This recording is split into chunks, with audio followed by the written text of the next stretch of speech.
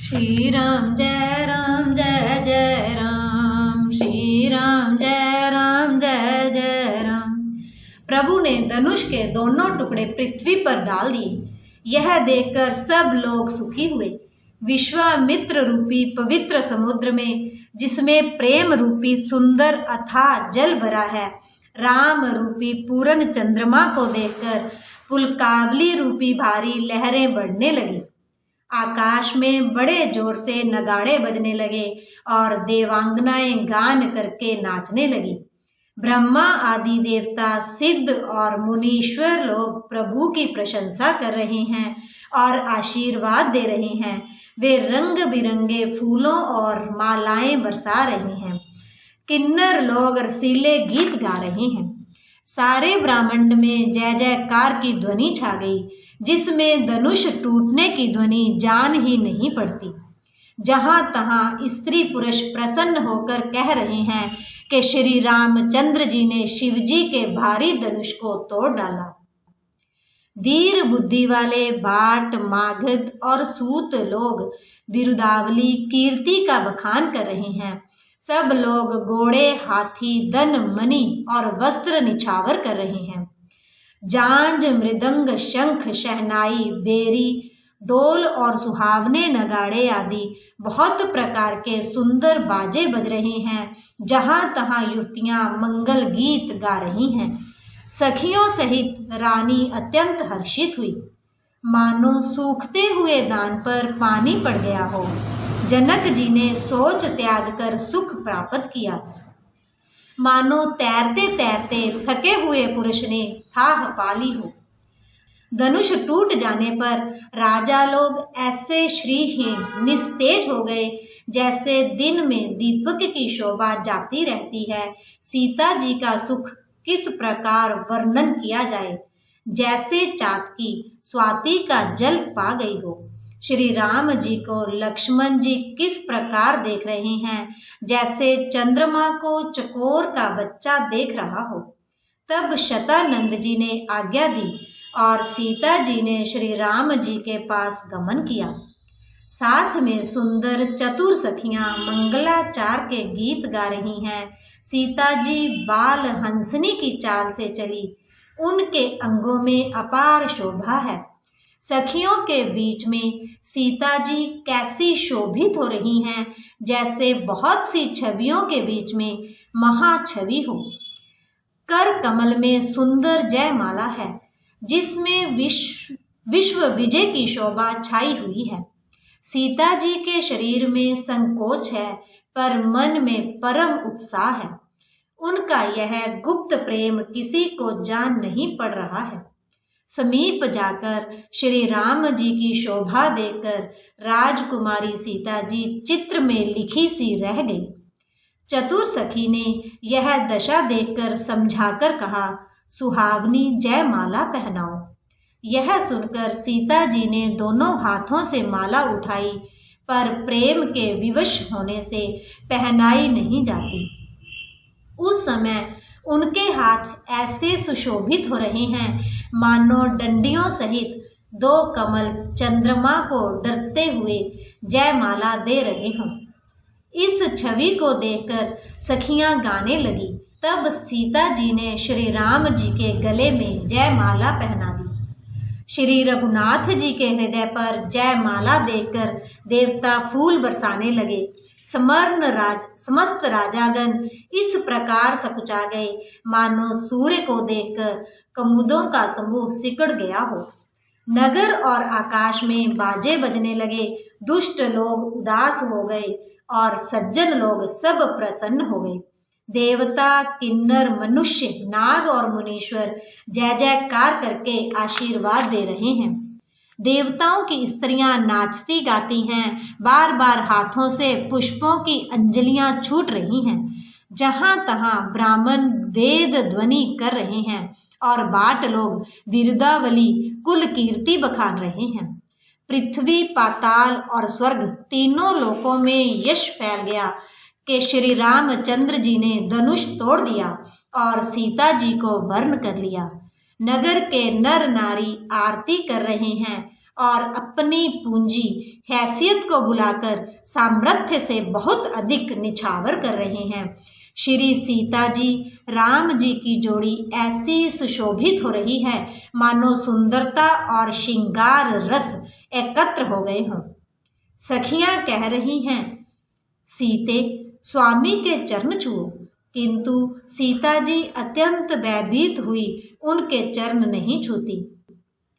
गौतम जी की स्त्री अहल्या की गति का स्मरण करके सीता जी श्री राम जी के चरणों को हाथों से स्पर्श नहीं कर रही हैं। सीता जी की अलौकिक प्रीति जानकर रघुकुल मुनि श्री रामचंद्र जी मन में हंसे। उस समय सीता जी को देखकर कुछ राजा लोग ललचा उठे। वे दुष्ट, कपूत और मूढ़ राजा मन में बहुत तमतमाए। वे अभागे उठ उठकर कवच पहनकर जहां तहां गाल बजाने लगे।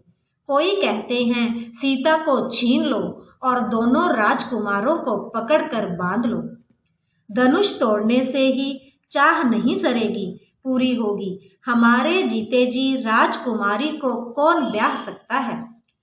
यदि जनक कुछ सहायता करे तो युद्ध में दोनों भाइयों सहित उसे भी जीत लो। ये वचन सुनकर साधु राजा बोले, इस निर्लज्ज राज समाज को देखकर तो लाज भी लजा गई। अरे तुम्हारा बल प्रताप वीरता बड़ाई और नाक तो धनुष के साथ ही चली गई, वही वीरता थी कि अब कहीं से मिली है। ऐसी दुष्ट बुद्धि है, तभी तो विधाता ने तुम्हारे मुखों पर कालिख लगा दी। ईर्ष्या, घमंड और क्रोध छोड़कर नेत्र भरकर श्री राम जी की छवि को देख लो। लक्ष्मण के क्रोध को प्रबल अग्नि जानकर उसमें पतंगे मत बनो।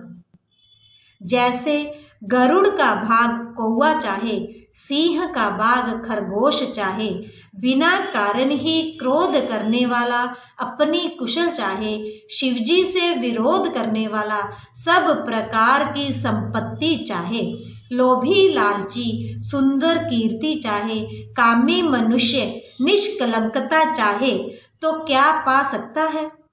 और जैसे श्री हरि के चरणों से विमुख मनुष्य परम गति मोक्ष चाहे, हे राजाओं, सीता के लिए तुम्हारा लालच भी वैसा ही व्यर्थ है। कोलाहल सुनकर सीता जी शंकित हो गई। तब सखियां उन्हें वहां ले गई जहां रानी सीता जी की माता थी। श्री रामचंद्र जी मन में सीता जी के प्रेम का बखान करते हुए स्वाभाविक चाल से गुरु जी के पास चले। रानियों सहित सीता जी दुष्ट राजाओं के दुर्वचन सुनकर सोच के वश हैं कि न जाने विधाता अब क्या करने वाले हैं। राजाओं के वचन सुनकर लक्ष्मण जी इधर उधर ताकते हैं, किंतु श्री रामचंद्र जी के डर से कुछ बोल नहीं सकते। उनके नेत्र लाल और भौहें टेढ़ी हो गई और वे क्रोध से राजाओं की ओर देखने लगे। मानो मतवाले हाथियों का झुंड देखकर सिंह के बच्चे को जोश आ गया हो।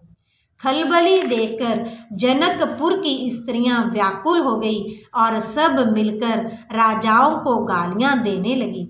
उसी मौके पर शिवजी के धनुष का टूटना सुनकर भृगु कुल रूपी कमल के सूर्य परशुराम जी आए।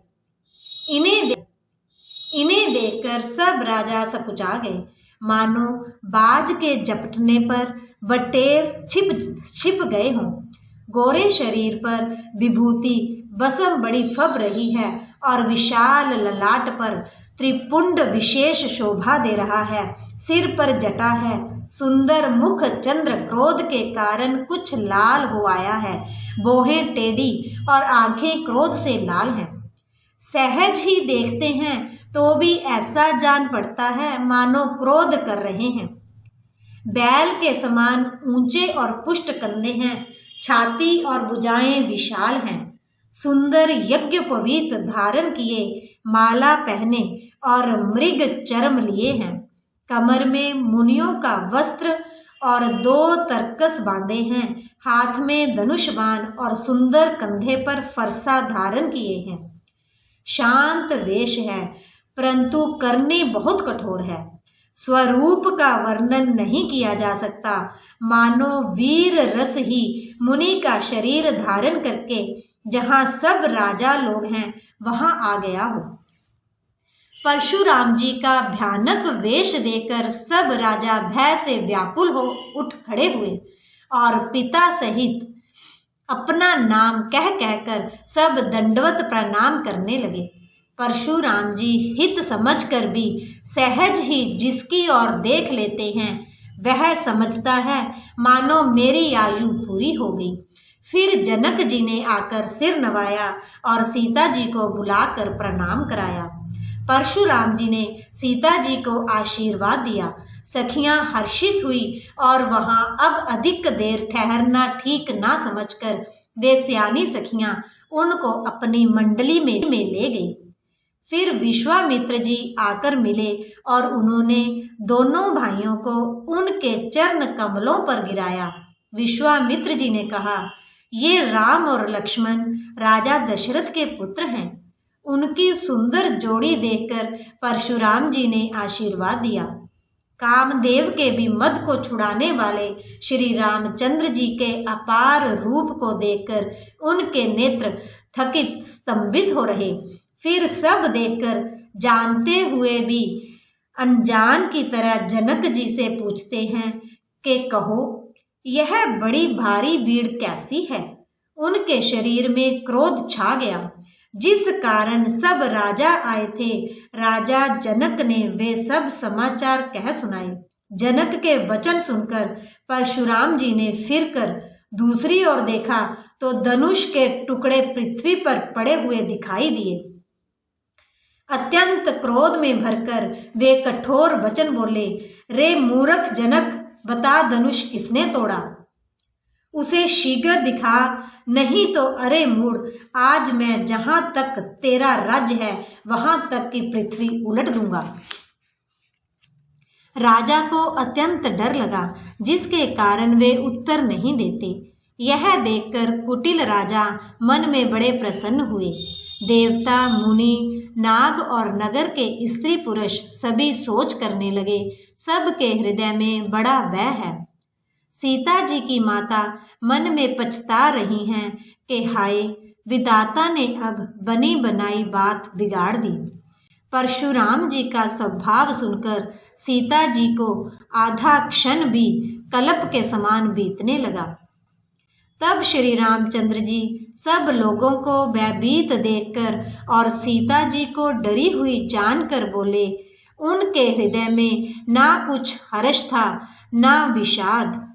मासा प्राय नमः विश्राम, मेरे प्रभु राम जय जय राम, मेरे मन बस जाओ सीताराम। मंगल भवन अमंगल हारी, द्रवहु सुदशरथ अजर बिहारी। जय सिया राम जय जय सिया राम, जय सिया राम जय जय सिया राम।